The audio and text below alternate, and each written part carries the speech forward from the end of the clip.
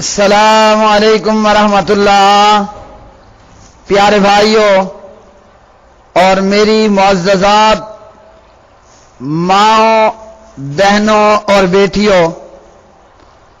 بلوغ المرام کتاب البیوع باب شروطہ وما نہی عنہ منہ، سبق نمبر ہے 168 168۔ بسم اللہ الرحمن الرحیم۔ عن عبد اللہ بن عمر رضی اللہ تعالی عنہما قال نہا عمر عن بیع امہات الاولاد فقال لا تباع ولا توہب ولا تورث یستمتع بها ما بدا له فاذا مات فهي حرة،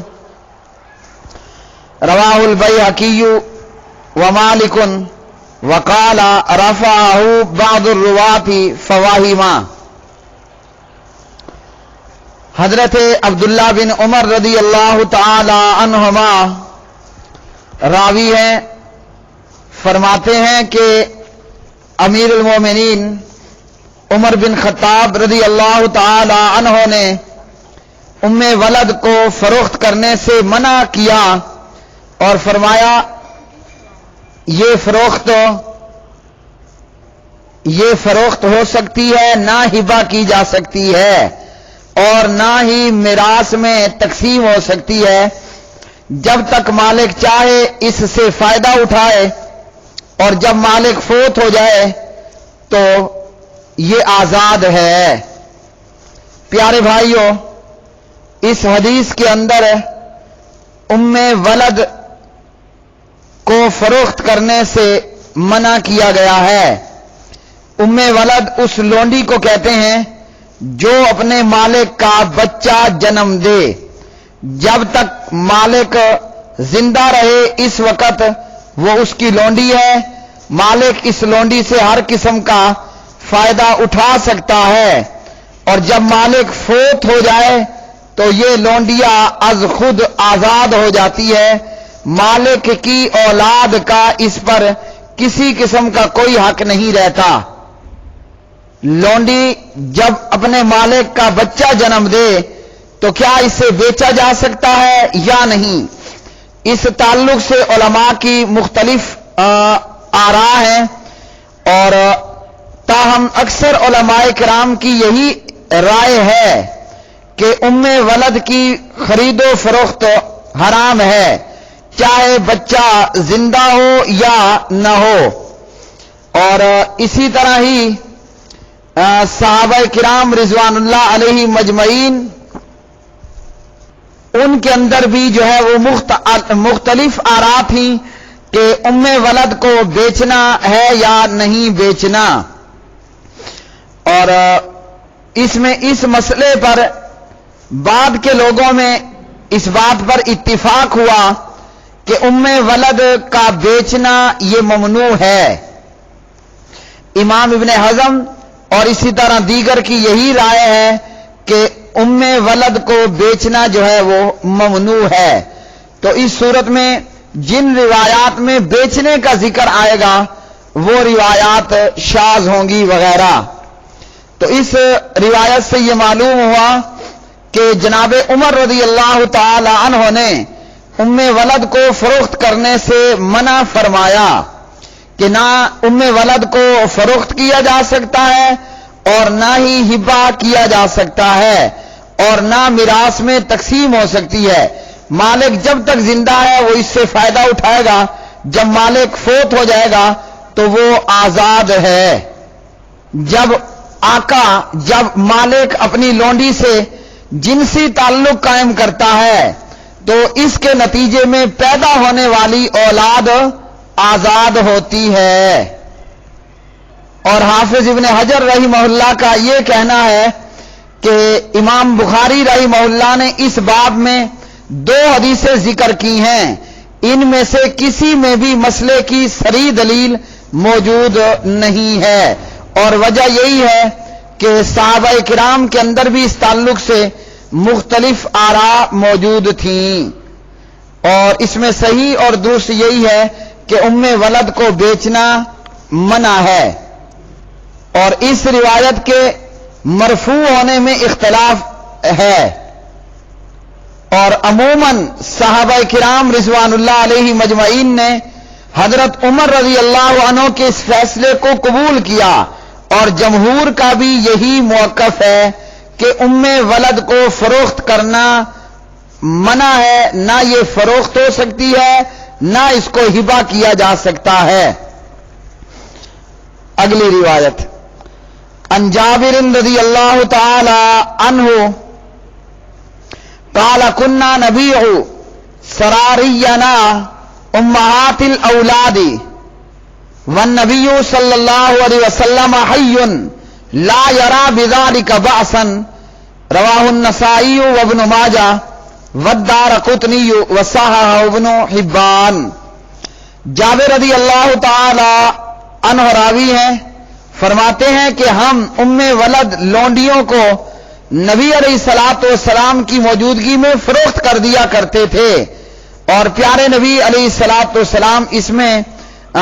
کوئی قباحت اور مذائقہ نہیں سمجھتے تھے۔ تو اس حدیث کے اندر ولد کے بیچنے کا جواز ثابت ہوا، جبکہ اکثر علماء ولد کے بیچنے کے تعلق سے اس کی حرمت کے قائل ہیں، یہاں تک کہ متاخرین کی ایک جماعت نے تو اس پر اجماع کا دعویٰ کیا ہے۔ حضرت عمر رضی اللہ تعالی عنہ کا ولد کو فروخت کرنے سے منع کرنا اور صحابہ کرام رضوان اللہ علیہ مجمعین کا مخالفت نہ کرنا اس بات کی دلیل ہے کہ وہ یعنی صحابہ ولد کی فروخت کرنے پر اس کی ممانعت پر متفق تھے، اور نبی علیہ الصلوۃ والسلام کا فرمان بھی اس تعلق سے ایک تائید کرتا ہے۔ آپ صلی اللہ علیہ وسلم نے فرمایا ایو امرأۃ ولدت من سیدہا فہی معتقۃ عن دبر منہ۔ نبی علیہ الصلوۃ والسلام نے فرمایا جو لونڈی اپنے مالک سے بچے کو جنم دے دے وہ مالک کی وفات کے بعد آزاد ہو جاتی ہے۔ مسند امام احمد ابن حنبل اور سنن ابن ماجہ میں حدیث نمبر ہے 2515، اور ابن ماجہ کی اس روایت کے تعلق سے علامہ محمد زبیر علی زئی رحمہ اللہ فرماتے ہیں کہ روایت ضعیف ہے، اور اس روایت کے اور بھی بہت سے ترک اور الفاظ ہیں، اون المعبود وغیرہ۔ اس روایت میں ہے کہ عبداللہ بن عباس رضی اللہ عنہما روایت کرتے ہیں نبی علیہ الصلوۃ والسلام نے فرمایا ایما رجل ولدت امتہ منہ فہی معتقۃ عن دبر منہ، جس شخص کے ہاں اس کی لونڈی سے اولاد ہو گئی تو وہ لونڈی مالک کی وفات کے بعد، مالک کے مرنے کے بعد آزاد ہے۔ اسی طرح عبداللہ بن عباس رضی اللہ تعالی عنہما سے روایت ابن ماجہ میں حدیث نمبر 2516 نبی علیہ الصلوۃ والسلام کی موجودگی میں نبی صلی اللہ علیہ وسلم کے بیٹے ابراہیم رضی اللہ تعالی عنہ کی والدہ یعنی ماریہ قبطیہ رضی اللہ تعالی عنہ کا ذکر ہوا تو نبی علیہ السلام نے فرمایا اسے اس کے بیٹے نے آزاد کروا دیا، یعنی کہ ابراہیم ماریہ سے پیدا ہوا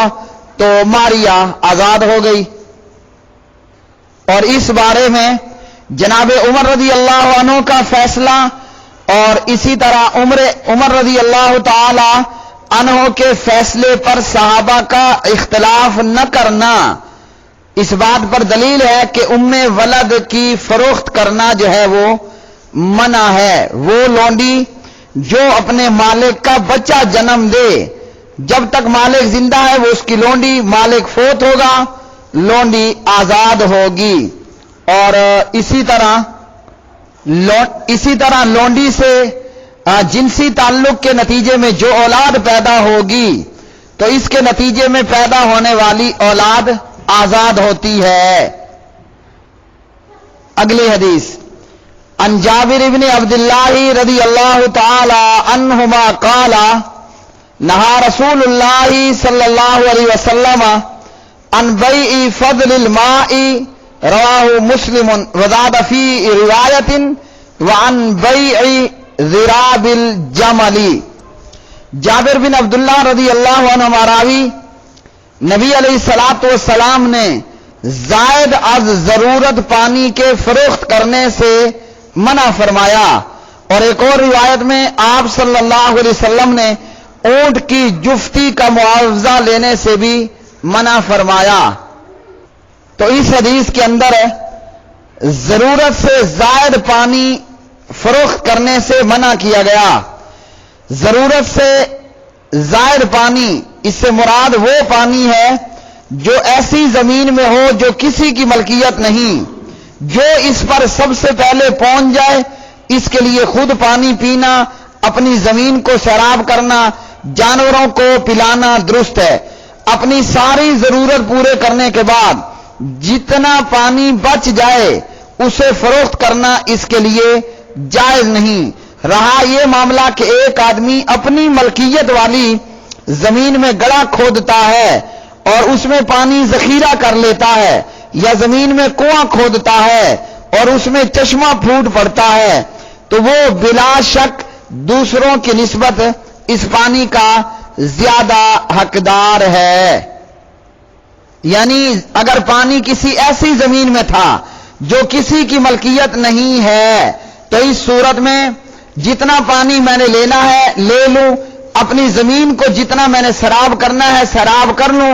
اس کے بعد میں اس پانی کو بیچ نہیں سکتا۔ اب میری ضرورت پوری ہو گئی، اب دیگر ضرورت مند آ کر اپنی ضرورت کو پورا کریں اور اس کو بیچنا منع ہے۔ اور اسی طرح نبی علیہ الصلوۃ والسلام نے نر جانور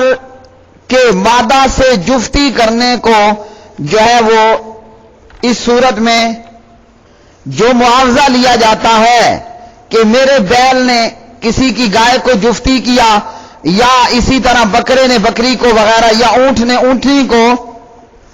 تو اس کی قیمت لینے سے، جفتی کا معاوضہ لینے سے نبی علیہ الصلوۃ والسلام نے منع کیا۔ اور بھائیوں، عام طور پر ہمارے معاشرے میں یہ دونوں چیزیں موجود ہیں۔ بعض دفعہ ایسی زمین ہوتی دیہات کے اندر یا خشک علاقوں میں جو کسی کی ملکیت میں نہیں ہوتی، وہاں کوئی ایک آ کر قابض ہو جاتا ہے پھر اس پانی کو فروخت کرتا ہے، تو ایسا شریعت نے منع کر دیا۔ اور اسی طرح ہمارے علاقوں میں، دیہات میں، پنڈ میں، گاؤں میں کہ اونٹ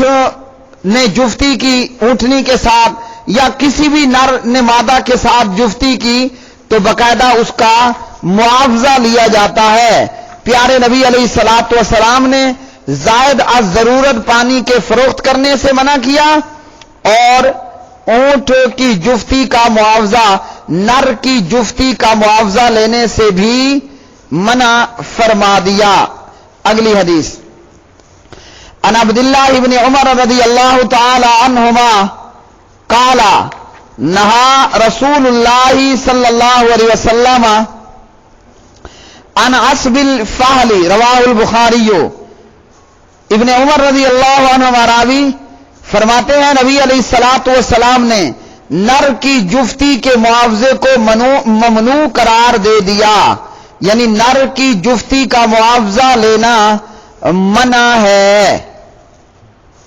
پیارے بھائیوں، یہ آج کا سبق نمبر تھا 168۔ آج کے سبق سے یہ معلوم ہوا ام ولد لونڈی کو بیچنا منع ہے، وہ لونڈی جو اپنے مالک کا بچہ جنم دے۔ اور اسی طرح جو ہے وہ ضرورت سے زائد پانی فروخت کرنا منع ہے، اور اسی طرح نر کی جفتی کا معاوضہ لینا منع ہے۔ لیکن یہاں یہ یاد رکھا جائے، ایک آدمی کہیں سے محنت کر کے پانی بھر کر لاتا ہے اور پھر اس کا معاوضہ لیتا ہے، فروخت کرتا ہے، تو یہ درست ہوگا اس کی مزدوری لینا وغیرہ. وآخر دعوانا ان الحمد للہ رب العالمین.